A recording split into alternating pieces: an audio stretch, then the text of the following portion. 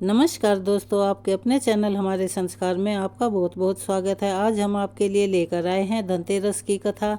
लेकिन उससे पहले अगर आप हमारे चैनल पर नए हैं और अभी तक आपने चैनल को सब्सक्राइब नहीं किया है तो आप सभी से निवेदन है, प्लीज़ हमारे चैनल को सब्सक्राइब करें, वीडियो को लाइक करें, ज़्यादा से ज़्यादा शेयर करें ताकि इस कथा के श्रवण का लाभ और लोगों को भी मिल सके। बेल आइकन को दबाना ना भूलें ताकि हमारी आगे आने वाली वीडियो की जानकारी आपको नोटिफिकेशन के जरिए मिल जाया करे। सबसे पहले हमारे संस्कार चैनल की तरफ से आप सभी को धनतेरस के इस पावन पर्व की हार्दिक शुभकामनाएं। आप सभी पर माँ लक्ष्मी की कृपा हमेशा बनी रहे, घर में अन्न धन के भंडार भरे रहें और आप और आपके सभी चाहने वाले खुश रहें। तो चलिए एक बार मेरे साथ बोलिए, महालक्ष्मी माता की जय, कुबेर देवता की जय, हर हर महादेव। कार्तिक का पावन महीना और उसमें आने वाला यह दीपावली का पावन त्योहार जो कि 5 दिनों तक चलता है, आज उसका पहला दिन है जिसे हम धनतेरस के रूप में जानते हैं। धनतेरस का यह पावन पर्व जो कि हर घर में समृद्धि और सुख सौभाग्य की नई किरणें लेकर आता है और घर को रोशनी से भर देता है। इस दिन की कहानी धन संपदा, आरोग्य और सफलता का संदेश लेकर आई हैं। तो चलिए हम सुनते हैं आज के इस दिव्य पर्व की कुछ दिव्य कथाएं जो हर दिल को आशाओं से भरती हैं और इस कथा के श्रवण से घर में सुख, समृद्धि और आरोग्यता का आशीर्वाद मिलता है। एक समय भगवान विष्णु मृत्यु लोक में विचरण करने के लिए आ रहे थे। लक्ष्मी जी ने भी साथ चलने का आग्रह किया। तब भगवान श्री विष्णु बोले कि यदि मैं जो बात कहूँ वैसे ही अगर मानो तब मेरे साथ चल सकती हो, नहीं तो मैं नहीं लेकर जाऊंगा। लक्ष्मी जी ने इस बात को सहर्ष स्वीकार कर लिया और फिर भगवान विष्णु लक्ष्मी जी सहित भूमंडल पर आ गए।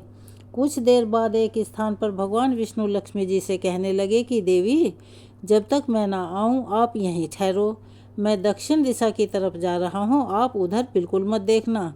तब विष्णु भगवान जी के जाने पर देवी लक्ष्मी जी को कौतुक उत्पन्न हुआ, यानी कि उनमें एक लालसा उत्पन्न हुई कि आखिर दक्षिण दिशा में ऐसा क्या है जो मुझे वहां आने के लिए मना कर दिया और भगवान स्वयं दक्षिण दिशा में क्यों गए। कोई तो रहस्य जरूर है। देवी लक्ष्मी जी से रहा नहीं गया। जैसे ही भगवान ने राह पकड़ी वैसे ही माँ लक्ष्मी जी उनके पीछे पीछे चल पड़ी।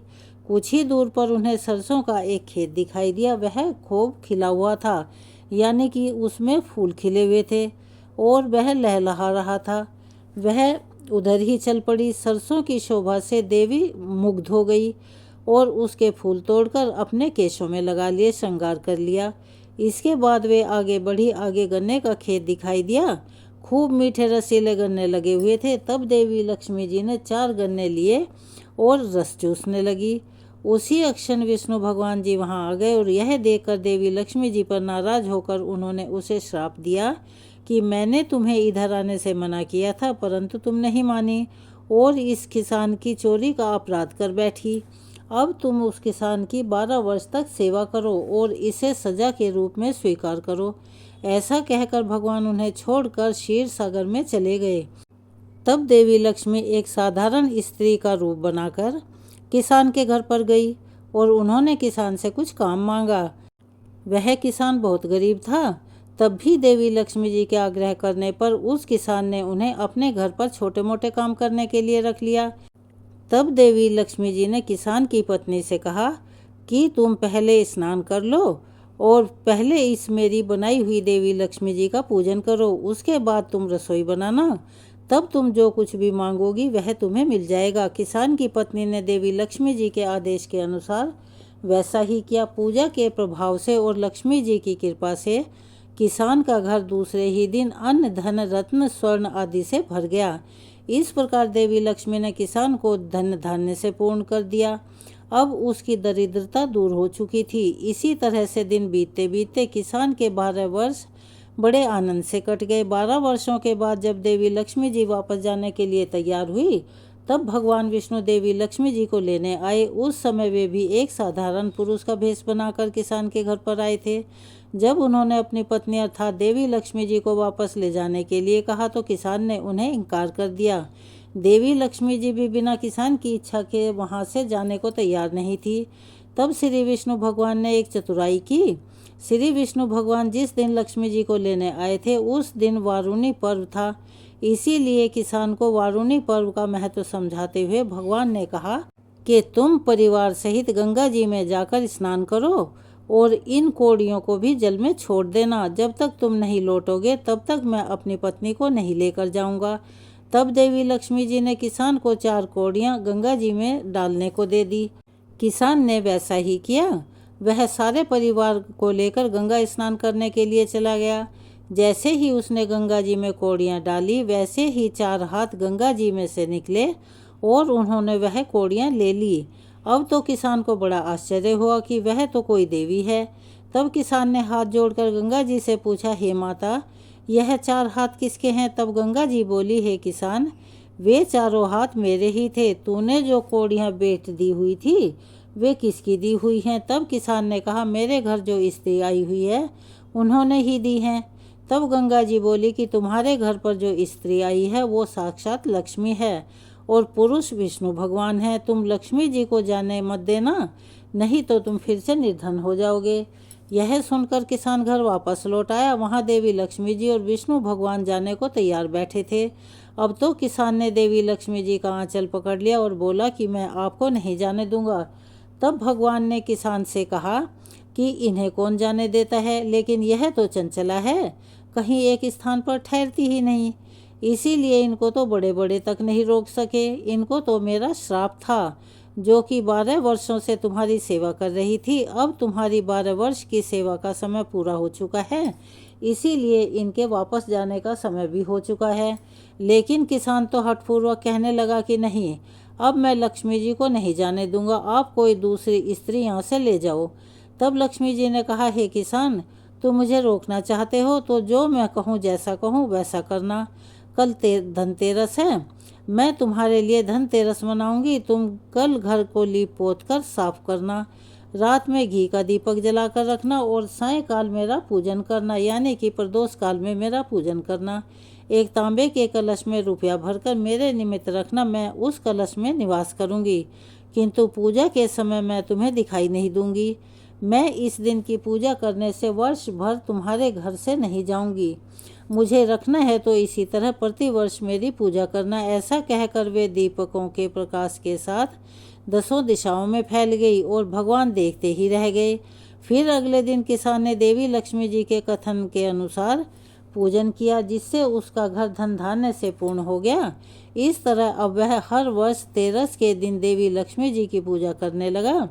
तो चलिए एक बार मेरे साथ प्रेम से बोलिए, माता लक्ष्मी की जय, श्री विष्णु भगवान की जय। अब दूसरी कहानी सुनाते हैं। एक बार यमराज जी ने अपने यमदूतों से प्रश्न किया, क्या कभी प्राणियों के प्राण लेते समय तुम्हें किसी पर दया आती है? यमदूतों ने खूब सोचकर कहा, नहीं, उस समय तो हम आपकी आज्ञा का पालन कर रहे होते हैं, हमें किसी पर दया भला कैसे आ सकती है? यमराज जी ने फिर पूछा, संकोच मत करो, यदि कभी तुम्हारा दिल पसीजा हो तो बेझिझक होकर कहो। तब यमदूतों ने कहा, प्रभु, सचमुच एक ऐसी घटना है जिसे देखकर हमारा हृदय पसीज गया था। एक दिन हंस नाम का राजा शिकार पर गया। जंगल में वह अपने साथियों से बिछुड़ गया था और फिर भटकते भटकते वह किसी दूसरे राज्य की सीमा में चला गया। उस राज्य में हेम नाम का एक शासक था। उसने राजा हंस का बहुत आदर सत्कार किया। संयोगवश उसी दिन राजा हेम की रानी ने एक पुत्र को जन्म दिया था। ज्योतिषियों ने नक्षत्र गणना करके बताया था कि यह बालक विवाह के ठीक 4 दिन बाद मृत्यु को प्राप्त हो जाएगा। राजा हंस ने आज्ञा दी कि इस बालक को यमुना के तट पर एक गुफा में ब्रह्मचारी के रूप में रखो।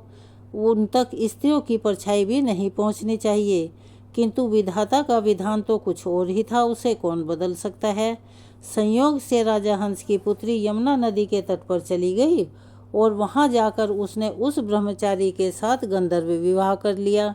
और जैसा कि होने को कोई टाल नहीं सकता, ठीक उसी तरह से विवाह के ठीक चौथे दिन उस राजकुमार की मृत्यु हो गई। उस नवविवाहिता का करुण विलाप सुनकर, हे प्रभु, हे यमदेव, हमारा तो हृदय कांप उठा कि ऐसी सुंदर जोड़ी हमने कभी नहीं देखी थी। वे कामदेव और रति से कम नहीं थे। उस नवयुवक के प्राण लेते समय हमारे आंसू रुक ही नहीं पा रहे थे। यमदूतों की बात सुनकर यमराज जी ने द्रवित होकर कहा, अब क्या करें? विधि के विधान की मर्यादा हेतु हमें ऐसा अप्रिय काम करना पड़ा। तब यमदूतों द्वारा पूछे जाने पर यमराज जी ने अकाल मृत्यु से बचने का उपाय इस प्रकार बताया कि विधि पूर्वक धनतेरस का पूजन और दीप दान करने से अकाल मृत्यु नहीं होती। जिस जिस घर में यह पूजन होता है वह घर अकाल मृत्यु के भय से मुक्त रहता है। और तभी से धनतेरस के दिन धन्वंतरी भगवान पूजन सहित दीपदान की प्रथा का प्रचलन हुआ। इसीलिए धनतेरस की रात को यम दीपक जलाया जाता है। भगवान धन्वंतरी आयुर्वेद के आदि प्रवर्तक और स्वास्थ्य के अधिष्ठाता देवता होने से विश्व वंदनीय हैं। सनातन धर्म के अनुसार भगवान श्री विष्णु ने जगत त्राण हेतु 24 अवतार धारण किए हैं, जिनमें भगवान धन्वंतरी 12वें अंशावतार हैं, अर्थात आप साक्षात विष्णु अर्थात श्री हरि के रूप हैं। इनके प्रादुर्भाव का रोचक वृतांत पुराणों में वर्णित है। इसके अनुसार एक बार अवसर पाकर असुरों ने देवताओं को सताना, उन्हें प्रताड़ित करना शुरू कर दिया। तब दुखी देवगण अपने राजा इंद्र के सम्मुख उपस्थित हुए और अपनी व्यथा कही। तब देवराज इंद्र इस कष्ट निवारण हेतु प्रमुख देवताओं के साथ भगवान ब्रह्मा जी की शरण में पहुँचे और उनसे इस परेशानी को दूर करने का निवेदन करने लगे। तब ब्रह्मा जी ने उन्हें भगवान विष्णु के पास जाने का परामर्श दिया। तब सभी इंद्र आदि देवगण भगवान विष्णु के समक्ष उपस्थित हुए और अपना दुख उन्हें निवेदित किया। तब द्रोहित होकर भगवान विष्णु ने असुरों के शमन और देवगणों के अमरत्व के लिए विचार विमर्श किया और देवों और दानवों की सामयिक संधि कराकर समुद्र मंथन की योजना बनाई। और फिर मंदराचल पर्वत को मंथन दंड हरि रूप, कुर्म को दंड आधार और वासुकी नागराज को रस्सी तथा समुद्र को नवनीत पात्र बनाया। देवों और दानवों ने मिलकर समुद्र का मंथन किया, जिसके फलस्वरूप 14 रत्न निकले, जो कि लक्ष्मी, कौस्तुभमणि, कल्प वृक्ष, अमृत कलश, रूपधारी भगवान धन्वंतरी, मदिरा, अप्सरा, उच्च श्रवा नामक घोड़ा, श्री विष्णु का धनुष, पांचजन्य शंख, विष, कामधेनु, चंद्रमा और ऐरावत थे।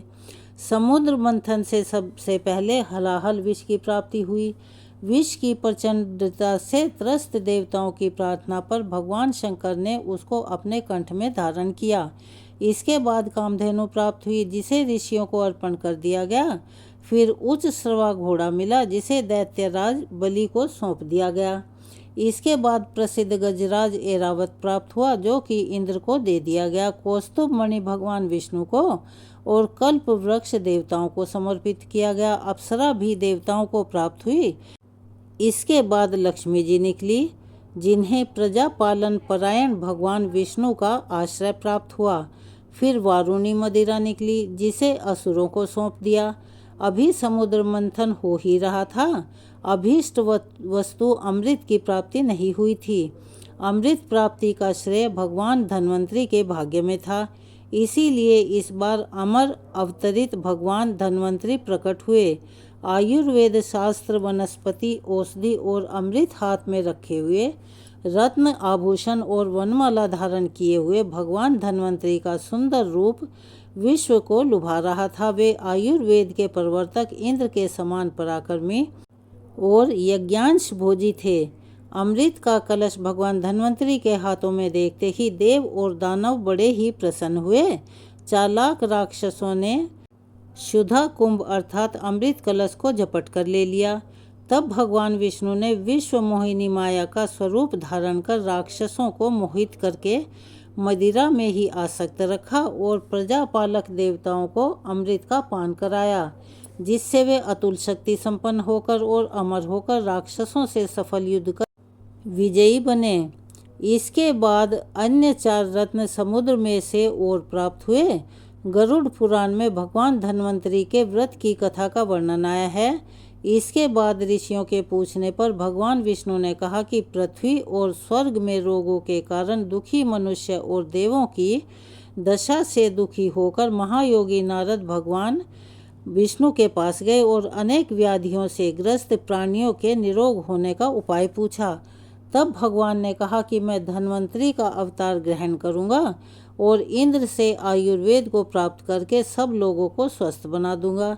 साथ ही भगवान बोले कि मैं कार्तिक कृष्ण त्रयोदशी वीरवार हस्त नक्षत्र के शुभ दिन बनारस में धन्वंतरी के रूप में अवतार लेकर आयुर्वेद का उद्धार करूंगा। नारद जी ने भगवान धन्वंतरी की पूजा विधि, उसका फल, नियम और समय तथा पूर्व में किसने की आदि प्रश्न पूछे। तब भगवान ने कहा कि कार्तिक कृष्ण त्रयोदशी के दिन मैं प्रकट हुआ हूँ, अतः यह दिन धनतेरस के नाम से विख्यात होगा। विधिवत पूजन अक्षय फल प्रद होगा और इस प्रकार धन्वंतरी भगवान की पूजा धनतेरस के दिन की जाने लगी। तो चलिए एक बार प्रेम से बोलिए धन्वंतरी भगवान की जय। सनातन धर्म में कुबेर देव की पूजा धन प्राप्ति के लिए की जाती है। कुबेर देवता को धन का देवता माना जाता है। वहीं घर की उत्तर दिशा में कुबेर देवता का वास माना गया है। ऐसी मान्यता है कि धन के देवता कुबेर की दया दृष्टि जिस किसी पर भी पड़ती है उसके तो वारे न्यारे हो जाते हैं, उसे जीवन में आर्थिक समस्या का सामना कभी नहीं करना पड़ता। लेकिन कुबेर देवता के धन के देवता बनने के पीछे बड़ी ही रोचक कथा है, जिसे अब आप सभी ध्यानपूर्वक और श्रद्धापूर्वक सुनिए। स्कंद पुराण में वर्णित कथा के अनुसार कुबेर अपने पूर्व जन्म में सोमदत्त दीक्षित नामक ब्राह्मण के पुत्र थे, जिनका नाम गुणनिधि था। अपने नाम के विपरीत गुणनिधि में सारे अवगुण भरे हुए थे। बुरी संगत में पड़कर वह चोरी करने लगा। तब नाराज होकर पिता ने उन्हें घर से निकाल दिया। इसके बाद गुणनिधि और भी गलत काम करने लगा। गुणनिधि को जब राजा ने एक दिन अपने देश से निकाल दिया, भूख प्यास से व्याकुल गुणनिधि किसी दूसरे नगर में जा रहा था, तभी उसकी नज़र एक मंदिर पर पड़ी। गुणनिधि ने भूख मिटाने के लिए मंदिर से प्रसाद चुराने का विचार किया और अवसर मिलते ही वह मंदिर में जा पहुंचा। मंदिर में जलते दीपक के सामने इन्होंने अपना अंगोछा लटका दिया ताकि पास में सो रहे पुजारी की दृष्टि इन पर ना पड़ जाए। इसके बाद प्रसाद चुराकर जैसे ही ये भागने लगे, कुछ लोगों की नज़र इन पर पड़ गई और गुणनिधि को पकड़ लिया गया। भागम भाग और भूख से गुणनिधि की मृत्यु हो गई। तब यमदूत और शिवजी के दूत दोनों ही गुणनिधि को अपने साथ ले जाने के लिए आ पहुँचे। शिवजी के दूतों को देखकर यमदूत पीछे हट गए और गुणनिधि भगवान शिव के समक्ष लाए गए। भगवान शिव ने कहा कि तुमने बहुत पाप किए हैं, लेकिन धन त्रयोदशी के दिन तुमने अपने अंगोछे से ओट करके मेरे मंदिर में जलते हुए दीपक को बुझने से बचाया है। इस पुण्य के प्रभाव से अब तुम मेरे पार्षद हो गए हो और तुम जो धन के लालच में चोरी किया करते थे, इसीलिए मैं तुम्हें पूरे संसार के धन का अधिपति बनाता हूँ। आज से तुम कुबेर कहलाओगे। इस तरह चोरी करके भी गुणनिधि कुबेर भगवान बन गए। कुबेर राजाओं के अधिपति और धन के स्वामी हैं। वे देवताओं के धना अध्यक्ष के रूप में जाने जाते हैं, इसीलिए इन्हें राजाधिराज भी कहा जाता है। गंधमादन पर्वत पर स्थित संपत्ति का चौथा भाग इनके नियंत्रण में है। उसमें से 16 भाग ही मानवों को दिया जाता है। कुबेर 9 निधियों के अधिपति हैं। जो है ये निधियां हैं पद्म, महापद्म, शंख, मकर, कच्छप, मुकुंद, कुंद, नील और वर्चस। ऐसा कहते हैं कि इनमें से एक निधि भी अनंत वैभव देने वाली है। कुबेर देवाधिदेव शिव जी के मित्र हैं, इसीलिए जो इनकी उपासना करता है, इनकी आपत्तियों के समय रक्षा भी होती है। प्रायः सभी यज्ञ आदि पूजा उत्सवों और 10 दिक्पाल के रूप में कुबेर देव की ही पूजा होती है। यह उत्तराधिकार कुबेर देव का उदर यानी पेट बड़ा है। इनके शरीर का रंग पीला है। किरीट, मुकुट आदि आभूषण धारण करते हैं। एक हाथ में गदा तो दूसरा हाथ धन देने वाली मुद्रा में रहता है। इनका वाहन पुष्पक विमान है और इन्हें मनुष्यों के द्वारा पालकी पर विराजित दिखाया जाता है। कुबेर देव को वैसे तो वैश्रवण के नाम से जाना जाता है। इन्हें एड़बिड़ा और एकाक्ष पिंगल भी कहा जाता है। माता का नाम एड़बिड़ा होने के कारण इनका एड़बिड़ा नाम पड़ गया। कहते हैं माता पार्वती की ओर देखने के कारण कुबेर देव की दाहिनी आंख पीली पड़ गई है। इसीलिए इनका नाम एकाक्ष बिंगल भी पड़ गया। चलिए एक बार प्यार से बोलिए कुबेर देवता की जय। अब हम करेंगे लक्ष्मी चालीसा का पाठ। मातु लक्ष्मी करी कृपा करो हृदय में वास, मनोकामना सिद्ध कर पुरबहु मेरी आस। सिंधु सुता विष्णु प्रिय नत शिर बारंबार, रिद्धि सिद्धि मंगल प्रदे नत शिर बारंबार। सिंधु सुता मैं सुमिरो तो ही ज्ञान बुद्धि विद्या दो मोही, तुम समान नहीं कोई उपकारी, सब विधि पुरबहु आस हमारी। जय जय जगत जननी जगदम्बा, सबके तुम ही हो स्वयंबा, तुम ही हो घट घट के वासी, विनती यही हमारी खासी। जग जननी जय सिंधु कुमारी, दीनन की तुम हो हितकारी, विनवो नित्य तुम ही महारानी, कृपा करो जग जननी भवानी। कई विधि स्तुति करो तिहारी, सुधि लीजे अपराध विसारी। कृपा दृष्टि चित वो ममोरी, जगत जननी विनती सुन मोरी। ज्ञान बुद्धि जय सुख की दाता, संकट हरो हमारी माता। क्षीर सिंधु जब विष्णु मथायो, 14 रत्न सिंधु में पायो। 14 रत्न में तुम सुख राशि, सेवा कियो प्रभु ही बनी दासी। जब जब जन्म जहाँ प्रभु लीना, रूप बदलत हैं सेवा कीना। स्वयं विष्णु जब नर तनु धारा, लीने अवधपुरी अवतारा। तब तुम प्रकट जनकपुर माही, सेवा कियो हृदय पुलकाही। अपनायो तो ही अंतर्यामी, विश्व विदित त्रिभुवन की स्वामी। तुम सब प्रबल शक्ति नहीं आनी, कहाँ तक महिमा कहो बखानी। मन क्रम वचन करे सेविकाई, मन इच्छित वांछित फल पाई। तजी छल कपट और चतुराई, पूजहि विविध भांति मन लाई। और हाल मैं कहूँ बुझाई, जो यह पाठ करे मन लाई। ताको कोई कष्ट ना होई, मन इच्छित फल पावे फल सोई। त्राहि त्राहि जय दुख निवारणी, त्रिविध ताप भव बंधन हारिणी। जो यह चालीसा पढ़े और पढ़ावे, इसे ध्यान लगाकर सुने सुनावे। ताको कोई न रोग सतावे, पुत्रादि धन संपत्ति पावे। पुत्रहीन और संपत्तिहीना, अंधा बधिर कोढ़ी अति दीना। विप्र बुलाए के पाठ करावे, शंका दिल में कभी न लावे। पाठ करावे दिन चालीसा, ता पर कृपा करे गौरी सा। सुख संपत्ति बहुत सी पावे, कभी नहीं काहू की आवे। 12 मास करे जो पूजा, तेहि समधन्य और नहीं दूजा। प्रतिदिन पाठ करे मन माही, उन सम कोई जग में नाही। बहुविधि क्या मैं करो बड़ाई, ले परीक्षा ध्यान लगाई। करी विश्वास करे व्रत ने माँ, होए सिद्ध उपजय उर प्रेमा। जय जय जय लक्ष्मी महारानी, सब में व्यापित हो गुण खानी। तुमरो तेज प्रबल जग माही, तुम समको दयाल कहूँ नाही। मोहि अनाथ की सुधि अब लीजे, संकट काटी भक्ति मोहि दीजे। भूल चूक करी क्षमा हमारी, दर्शन दीजे दशा निहारी। बिन दर्शन व्याकुल अधिकारी, तुम ही अक्षत दुख सहते भारी। नहीं मोहि ज्ञान बुद्धि है तन में, सब जानत हो अपने मन में। रूप चतुर्भुज करके धारण, कष्ट मोर अब करहु निवारण। कही प्रकार मैं करो बड़ाई, ज्ञान बुद्धि मोहि नहीं अधिकाई। रामदास अब कहे पुकारी, करो दूर तुम विपत्ति हमारी।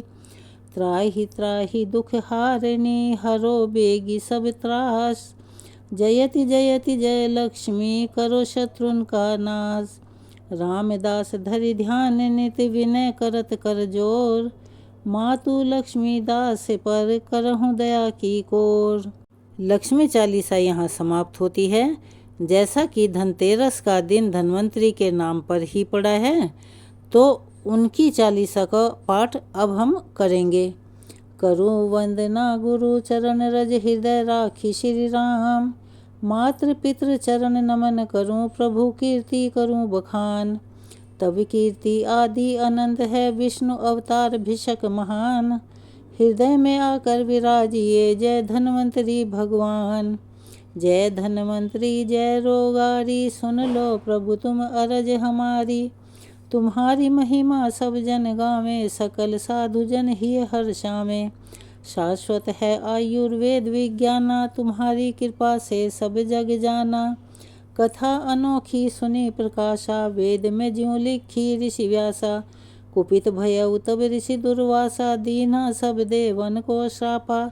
श्रीहीन भय सब तब ही दर दर भटके हुए दरिद्र ही। सकल मिलन गए ब्रह्मालोका, ब्रह्म विलोकत भये हूँ अशोका। परम पिता ने युक्ति विचारी, सकल समीप गए त्रिपुरारी। उमापति संग सकल पधारे, रमापति के चरण पखारे। आपकी माया आप ही जाने, सकल बध कर खड़े पयाने। एक उपाय है आप ही बोले, सकल औषध सिंधु में घोले।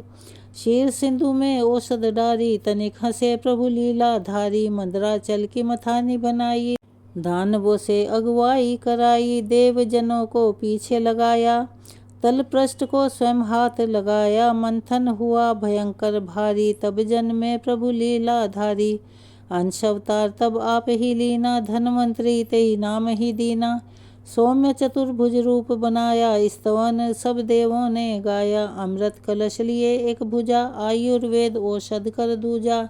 जन्म कथा है बड़ी निराली, सिंधु में उपजे घृत ज्यों मथानी। सकल देवन को दीन ही कांति, अमर वैभव से मिटी अशांति। कल्प वृक्ष के आप हैं सहोदर, जीव जंतु के आप हैं सहचर। तुम्हारी कृपा से आरोग्य पावा, सुदृढ़ वपु अरु ज्ञान बढ़ावा। देव भिषक अश्वनी कुमारा, स्तुति करत सब भिषक परिवारा। धर्म अर्थ काम अरु मोक्षा, आरोग्य है सर्वोत्तम शिक्षा। तुम्हारी कृपा से धन्य राजा, बना तपस्वी नरभु राजा। तनय बन धन्य घर आए, अब्ज रूप धनवंतरी कहाए। सकल ज्ञान कौशिक ऋषि पाए, कौशिक पौत्र सुश्रुत कहारे। 8 अंग में किया विभाजन, विविध रूप में गावे सज्जन। अथर्व वेद से विग्रह कीना, आयुर्वेद नाम तेहि दीना। काय बाल ग्रह उधर वांग चिकित्सा, शल्य जरा दुष्ट बाजीसा। माधव निदान चरक चिकित्सा, कश्यप बाल शल्य सुश्रुता। जय अष्टांग जय चरक संगीता, जय माधव जय सुश्रुत संगीता। आप हैं सब रोगों के शत्रु, उतर नेत्र मस्तिष्क अरुजत्रु। सकल औषधय में है व्यापी, भिषक मित्र आतुर के साथी। विश्वामित्र ब्रह्म ऋषि ज्ञान, सकल औषध ज्ञान बखानी। भरद्वाज ऋषि ने भी गाया, सकल ज्ञान शिष्यों को सुनाया। काय चिकित्सा बनी एक शाखा, जग में फहरी शल्य पताका। कौशिक कुल में जन्मा दासा, भिष्कवर नाम वेद प्रकाशा। धन्वंतरी का लिखा चालीसा, नित्य गावे होवे वाजीसा। जो कोई इसको नित्य ध्यावे, बल वैभव संपन्न तन पावे। रोग शोक संताप हरण, अमृत कलश लिए हाथ। जरा व्याधि मद लोभ मोह, हरण करो विशकनाथ। धन्वंतरी चालीसा यहाँ संपूर्ण हुई।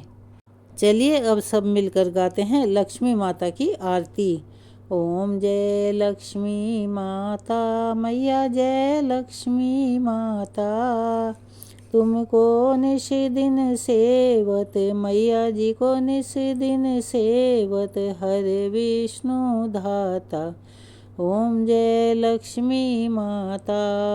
उमा रमा ब्रह्माणी, तुम ही जगत माता, मैया तुम ही हो जग माता।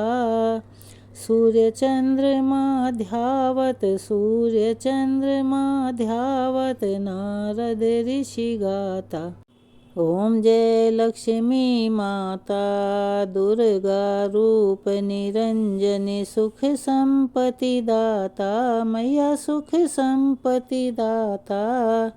जो कोई तुमको ध्यावत, जो कोई तुमको ध्यावत।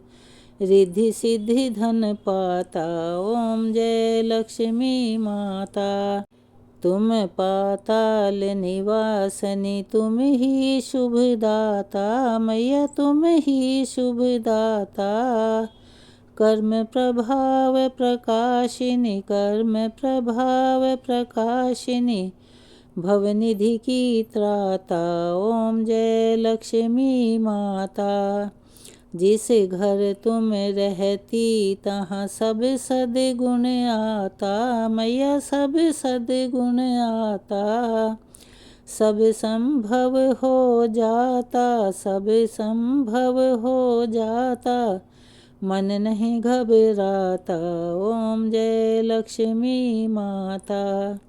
तुम बिन यज्ञ न होवे, वस्त्र न हो पाता, मैया वस्त्र न हो पाता।